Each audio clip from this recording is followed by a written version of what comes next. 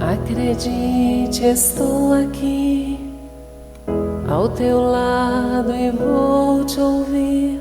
Venho consolar teu coração. Fale-me do teu sofrer, busque a mim, basta querer. Posso restaurar a tua vida.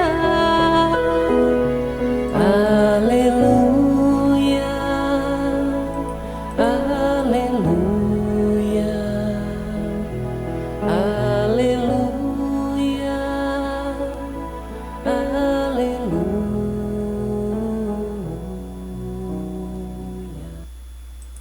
Que a paz de nosso Senhor Jesus Cristo e o amor da Virgem Maria esteja conosco. Seja bem-vindo, seja bem-vinda a esse novo encontro, a esse novo vídeo, onde nós vamos nos colocando agora no alimentar da palavra. E esse alimentar da palavra vai nos trazendo a graça de estarmos unidos à Nossa Senhora e de nos colocar sempre diante do nosso bom Deus, para que Ele possa também derramar o seu Santo Espírito, para que a gente possa também viver a vontade do Pai. Invoquemos a Trindade Santa, em nome do Pai, do Filho e do Espírito Santo. Amém. Vinde, Espírito Santo, enchei os corações dos vossos fiéis e acendei neles o fogo do vosso divino amor. Enviai, Senhor, o vosso Espírito, e tudo será criado, e renovareis a face da terra. Ó Deus, que instruísse os corações dos vossos fiéis, com a luz do Espírito Santo, fazei que apreciemos retamente todas as coisas, segundo o mesmo Espírito, e gozemos sempre da sua divina consolação, por Jesus Cristo nosso Senhor. Amém. Abra, Senhor, meus lábios, e a minha boca anunciará vossos louvores. Vinde, Deus de nossos filhos, Senhor, apressai-nos socorrer. E nesse momento, eu quero agradecer a você que é inscrito no canal, você que escreveu, você que compartilha, você que está conosco, você que assiste até o final. Meu muitíssimo obrigado.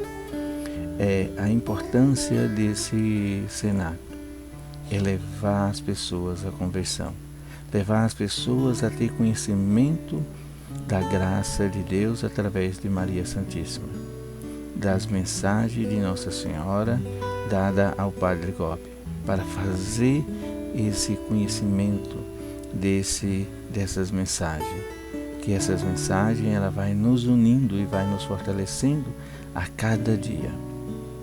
E eu quero agradecer a Deus, agradecer a Virgem Maria por me colocar nesse momento com vocês, nesse momento que está me ajudando muito, está me dando muita força, muita perseverança de caminhar nessa vida rumo aos céus, de estar sempre buscando, alimentando a minha alma, o meu espírito com Nossa Senhora e o seu Filho Jesus. E vamos agora iniciar a nossa leitura do livro aos sacerdotes, filhos prediletos de Nossa Senhora, do Padre Gobi, da 25ª edição, na página 246, 4 de agosto de 1977, festa do Santo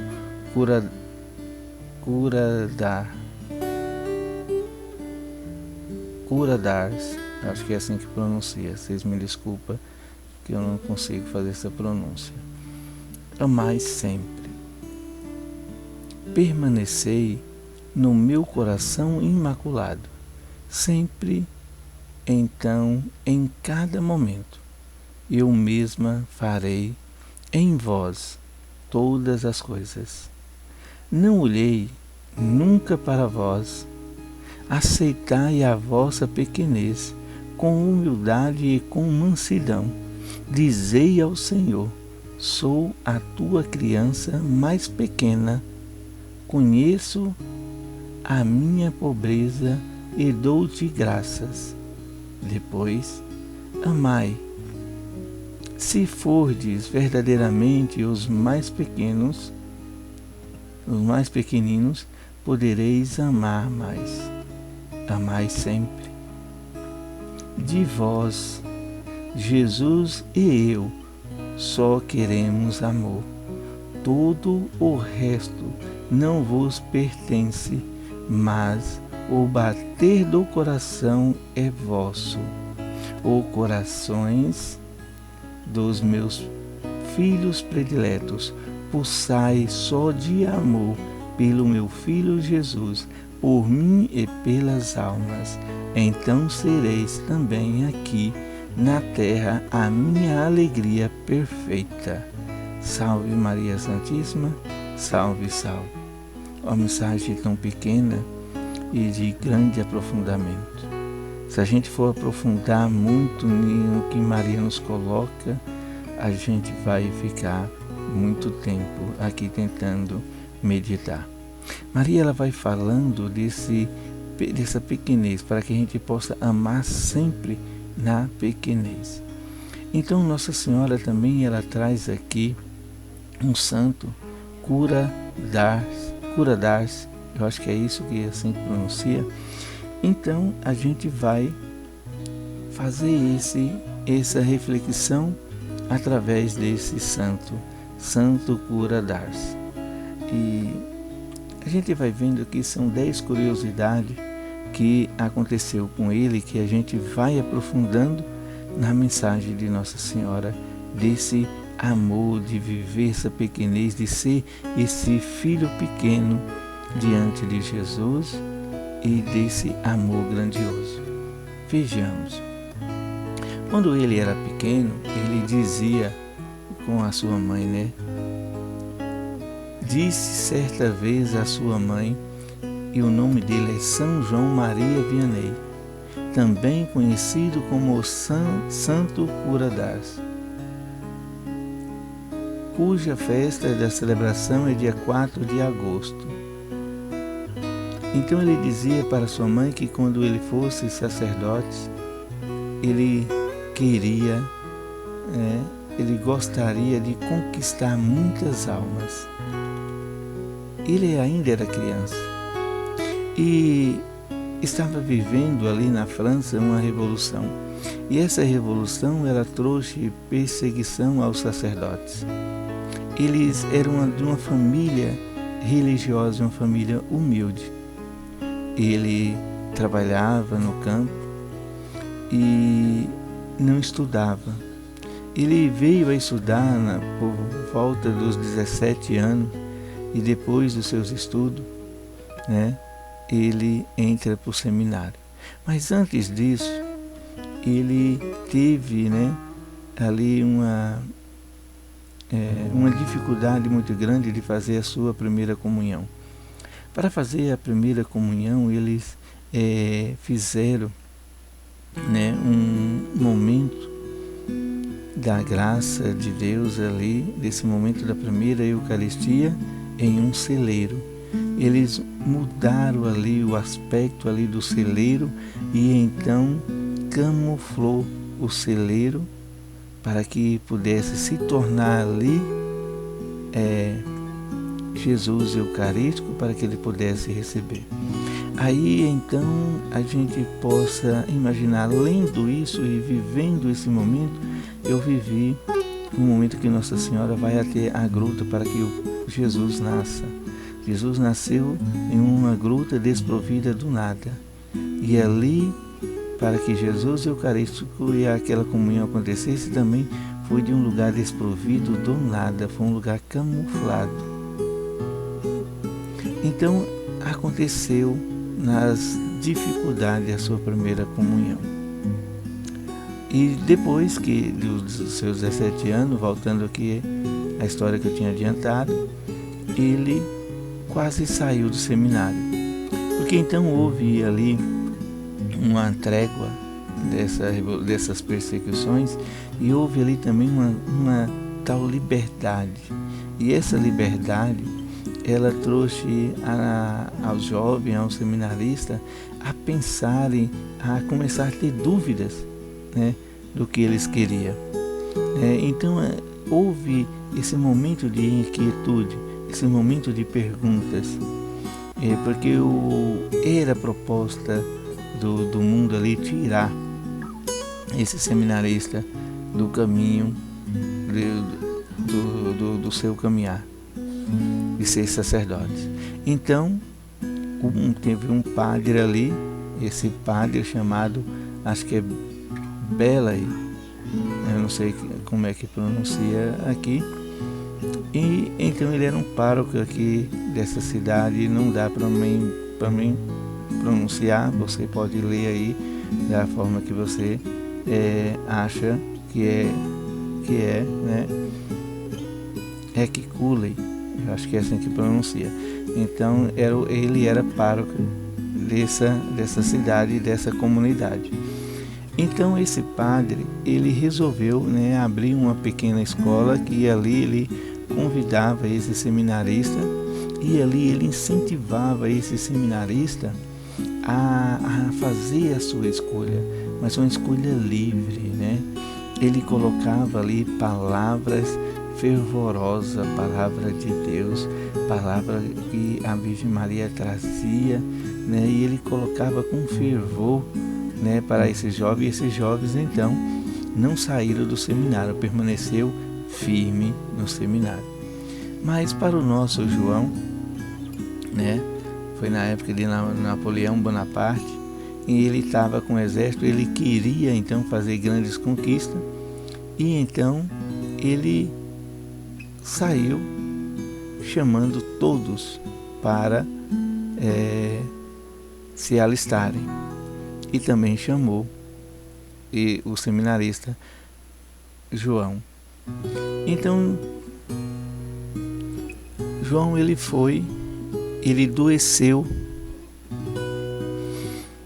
e ficou bastante doente, ficou gravemente doente. Ele não compareceu, a sua saúde ficou bastante precária, e então, depois que ele ficou bom, revigorou a sua saúde, ele partiu para a sua missão, né, para ser soldado, mas voltou a ficar doente novamente, e aí ele buscou refúgio por vários dias, né, ali na casa de parentes, ali naquela redondeza próximo ali da onde ele iria se alistar. Só que depois ele buscou ali um major, que esse major ele resolveu ajudá-lo, né, porque ele estava, né, sendo desertor, e isso complicava muito no seu convívio com o exército. Era um pouco perigoso. Então o que ele fez? Ele mudou o seu nome, adotou o nome de Jerome Vicente. Então ele voltou, né? Não se alistou, e então ele ficou sendo desertor. E depois ele foi quase expulso do seminário.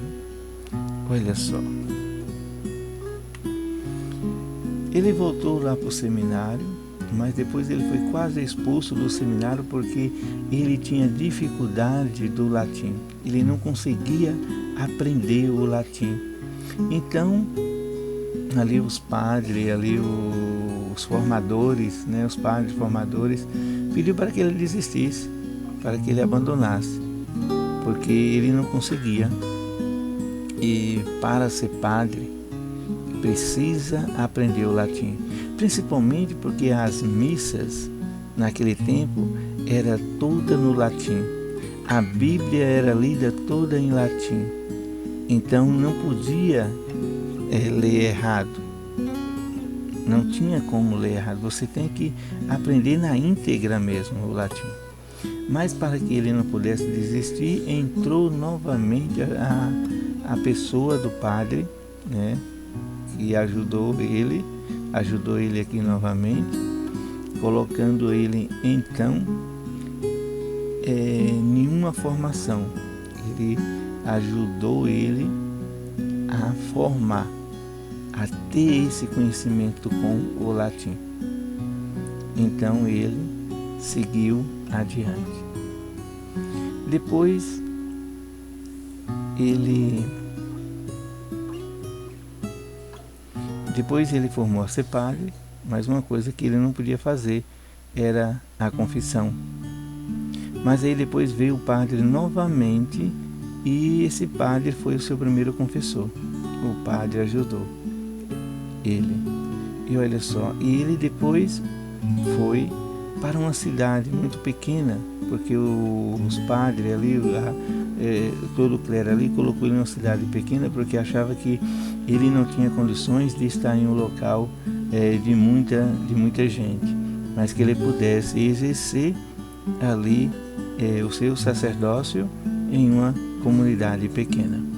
E depois ele profetiza que naquela cidade pequena iria encher de gente que não caberia dentro da igreja. E essa profecia, ela se cumpre quando o Papa Pio IX, ele definiu o dogma da Imaculada Conceição. Ele era devoto de Nossa Senhora e ficou muito alegre e pediu para que os fiéis ficassem com as suas casas à noite acesa. E aí ele chegou na igreja, lá no templo, e começou a soar o sino por muitas horas. E então ali, o povoado vizinho, né, acharam que a cidade, que aquele povoado estava em chama e correram para lá para apagar o suposto fogo, essas supostas chamas, que a cidade estava em chamas. E aí houve a profecia dele se cumprindo. Houve amontoado de gente ali e que se alegrou com esse momento da graça e de que Nossa Senhora recebeu o dogma da Imaculada Conceição. Aí depois vem aqui, né, que tinha uma profunda devoção a Santa Filomena. Depois teve uma parte aqui que ele estava doente e ele acreditava muito, né, tinha uma devoção muito grande na Santa Filomena, e que ele recebeu a cura, porque ele queria colocar, né, ele queria fazer 100 missas na devoção de Santa Filomena. Chegou um tempo que ele estava bastante doente e que depois ele recebeu ali, né, uma visão de Santa Filomena e que ele foi curado. E ele depois sofreu uma tentação, né? Era recorrente em sua vida, uma tentação era recorrente em sua vida, que essa tentação era que ele se isolasse, que ele desistisse do seu sacerdócio. Então ele pediu até um afastamento, para que esse afastamento, né, ele pudesse ir só algumas vezes celebrar a missa ali, e ele sempre voltava, né, ele sempre regressava ali. E aí depois houve também uma luta contra o demônio, que o demônio também, né, estava ali para que ele pudesse, né, desistir de tudo isso, desistir da Santa Missa, mas ele permaneceu firme e sempre, né, com uma sabedoria divina, pedindo sempre, né, proteção. Ele estava sempre em oração, estava sempre pedindo proteção, estava sempre em um amor fraterno com as pessoas. Esse amor fraterno dele, que ele queria salvar a alma, estava em seu coração desde criança, e que ele não conseguia desistir, mesmo que ele não recebeu, né, para ali, aqui mais na frente, mas mesmo que ele não recebeu aqui, ó, no 10º aqui, ó, nomeado a pároco, ele não foi nomeado a pároco nessa cidade, ele não foi nomeado a pároco em lugar nenhum. Praticamente ele é como se ele não fosse padre, mas E tudo isso fez com que a sua humildade, a sua pequenez, o seu amor grandioso pela igreja, pelas vidas, por salvar vidas, ele insistiu, ele caminhou, ele foi por uns caminhos que a gente está vivendo hoje.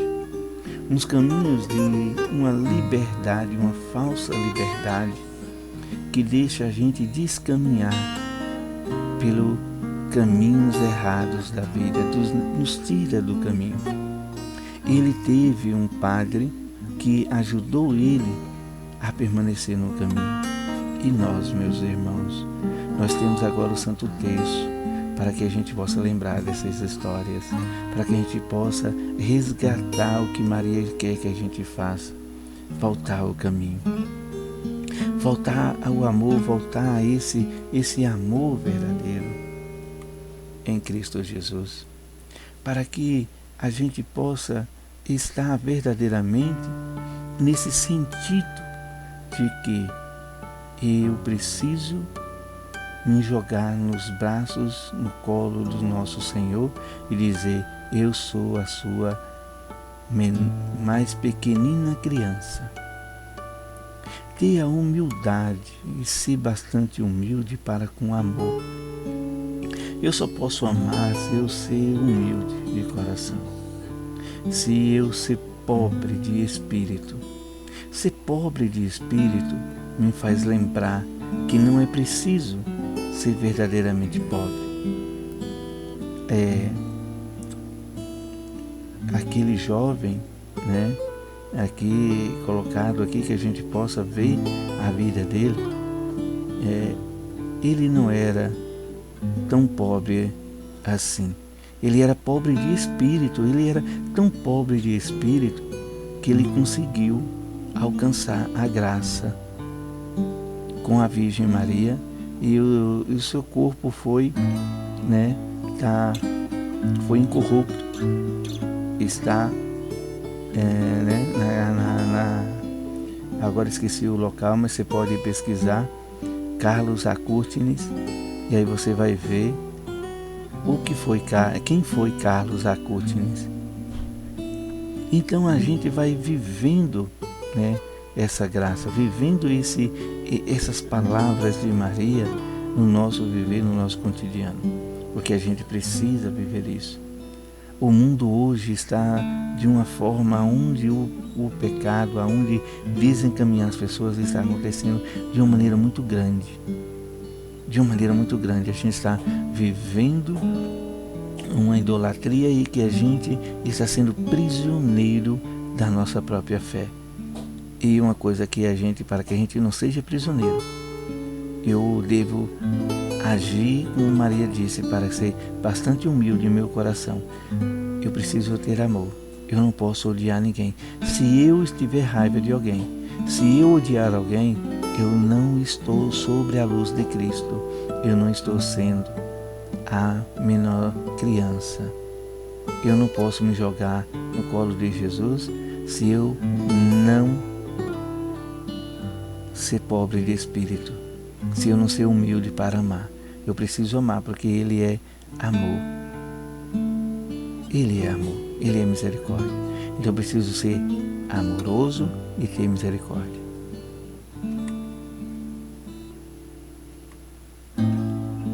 No Catecismo da Igreja Católica, no parágrafo 797, tem algumas palavrinhas aqui escritas em outras línguas, mas a gente vai ler aqui o traduzido em português. O que é o nosso espírito, isto é, a nossa alma em relação aos nossos membros. Assim é o Espírito Santo em relação aos membros de Cristo, ao corpo de Cristo, que é a Igreja.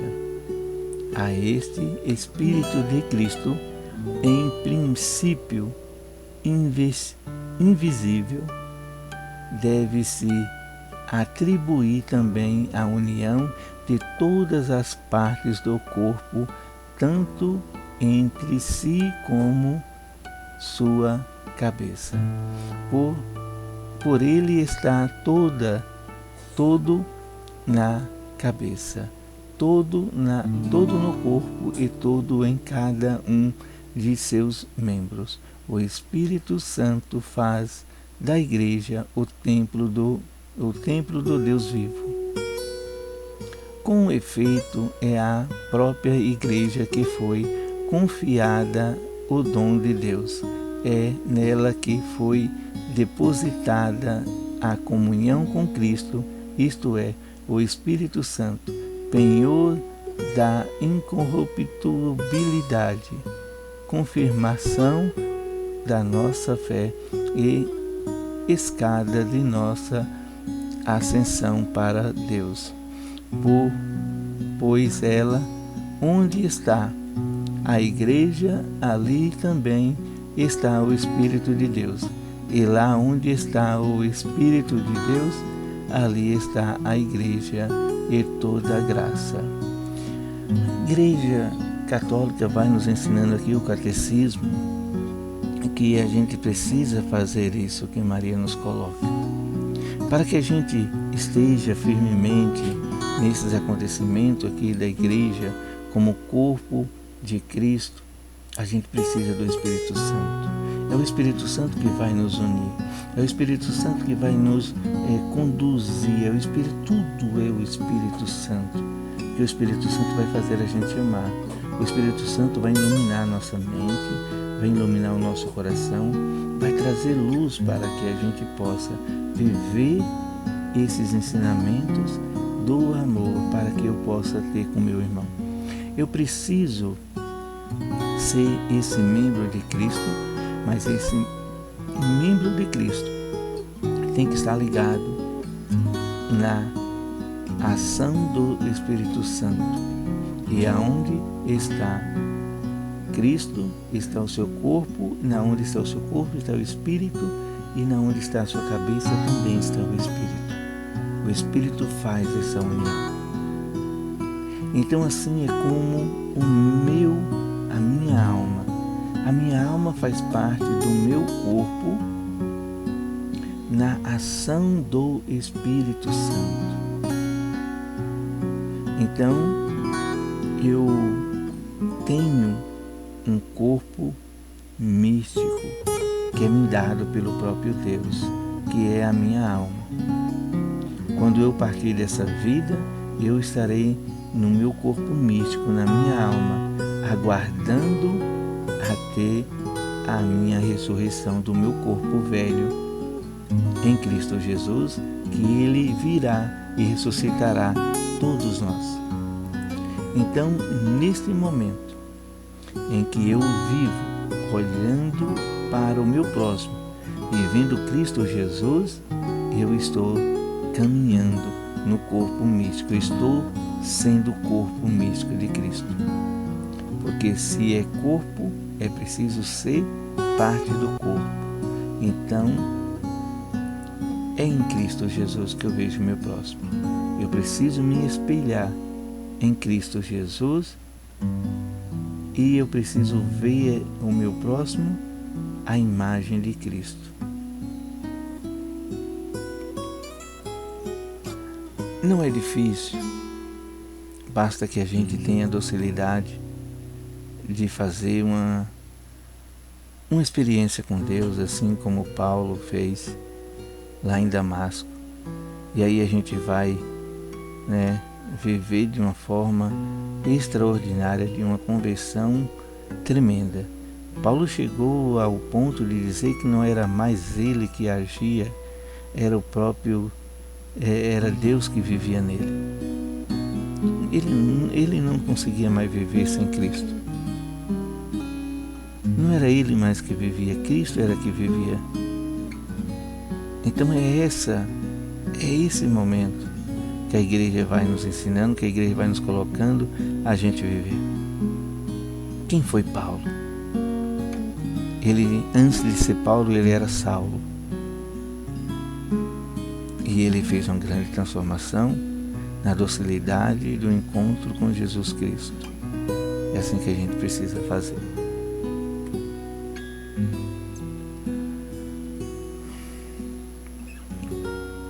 Na Sagrada Escritura, na liturgia, hoje a gente vai ter Lucas 21, gente. É Lucas 21, do 5 ao 11. Eu coloquei aqui, eu não mudei aqui em cima, Lucas.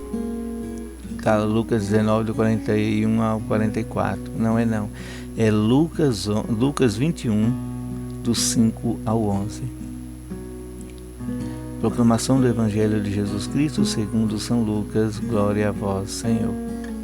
Naquele tempo, algumas pessoas comentavam a respeito do templo, que era enfeitado com belas pedras e com ofertas votivas. Jesus disse: vós admirais essas coisas? Dias virão em que não ficará pedra sobre pedra, tudo será destruído. Mas eles perguntaram: Mestre, quando acontecerá isso? E qual vai ser o sinal de que estas coisas estão para acontecer?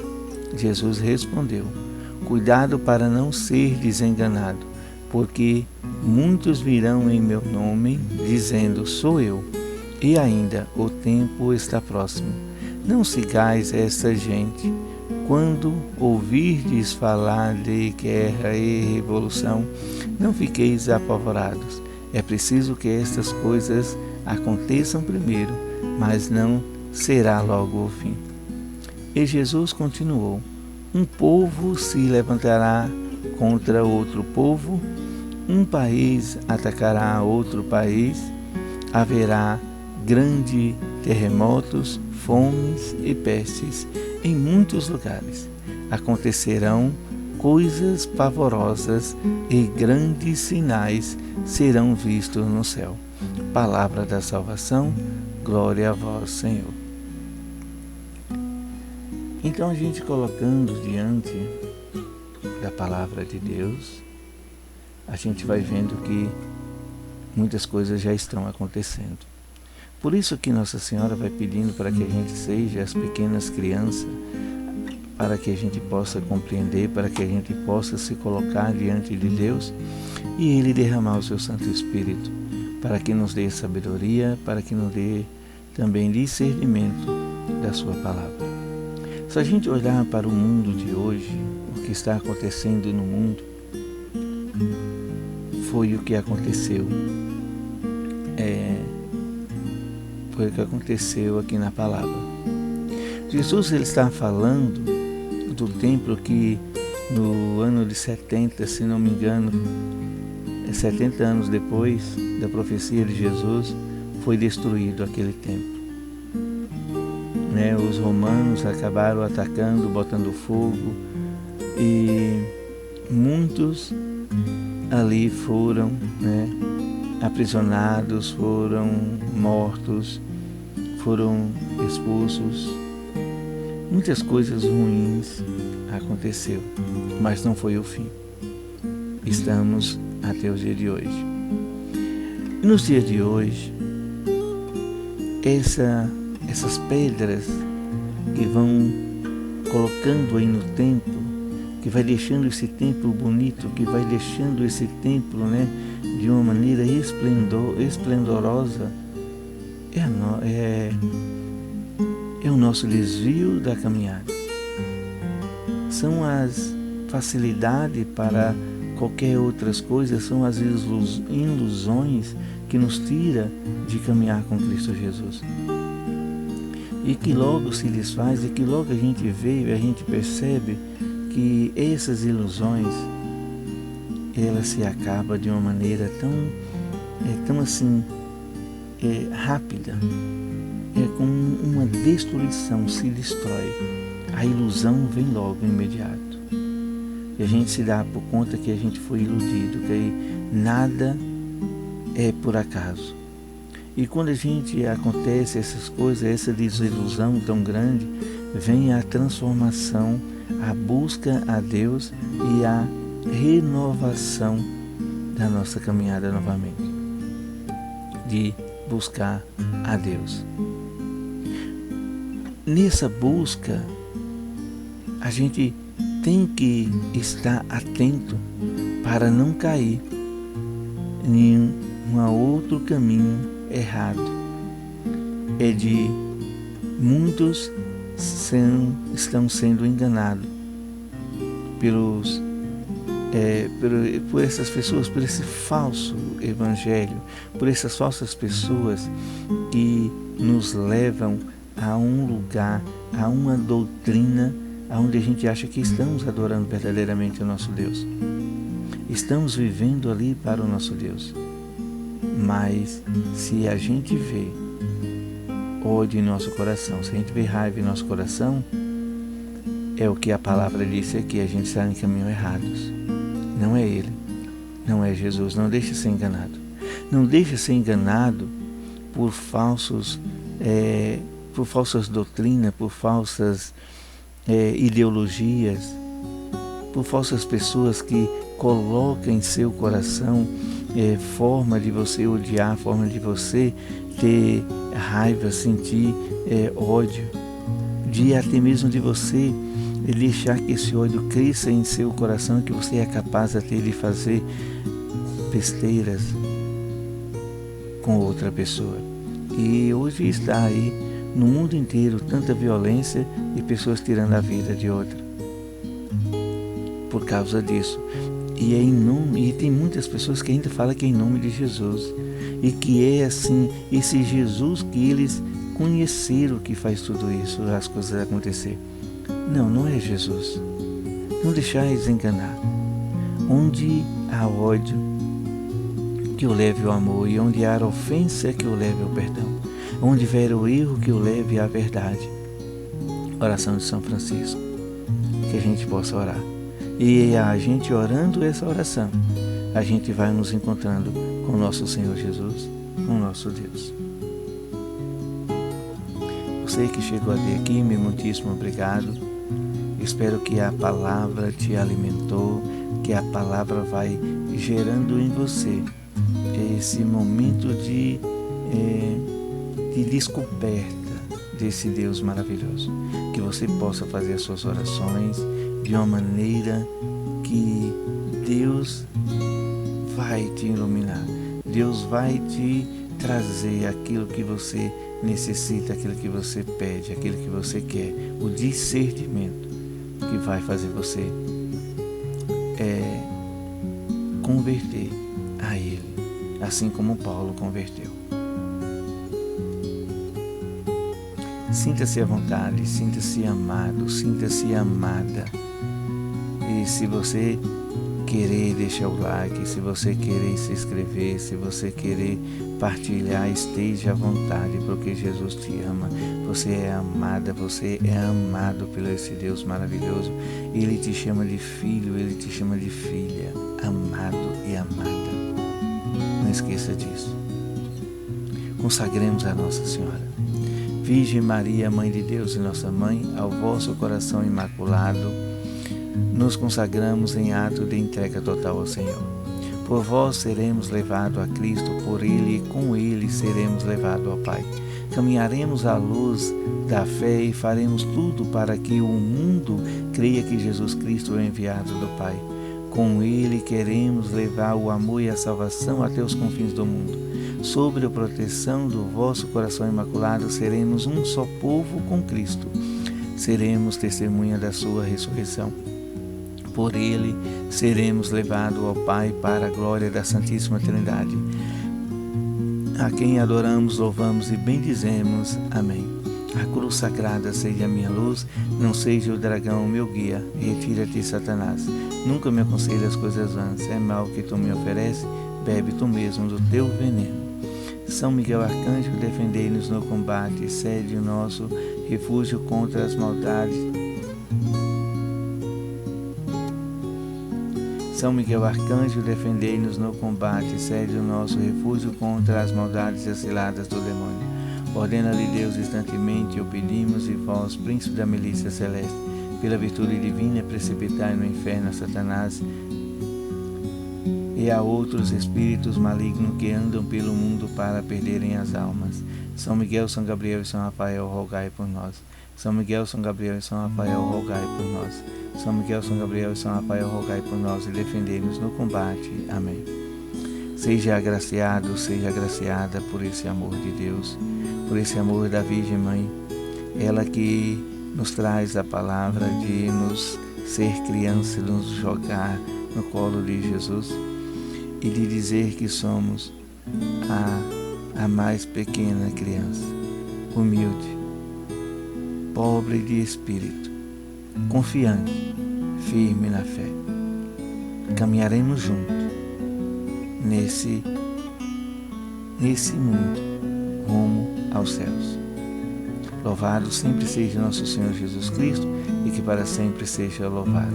Que a graça de Deus Pai Todo-Poderoso seja derramada por nós, pela intercessão da Virgem Maria, Mãe de Deus e nossa Mãe, e pela proteção dos arcanjos São Miguel, São Gabriel e São Rafael. Que desça sobre nós essas bênçãos do Pai, do Filho e do Espírito Santo. Amém. Até um próximo encontro.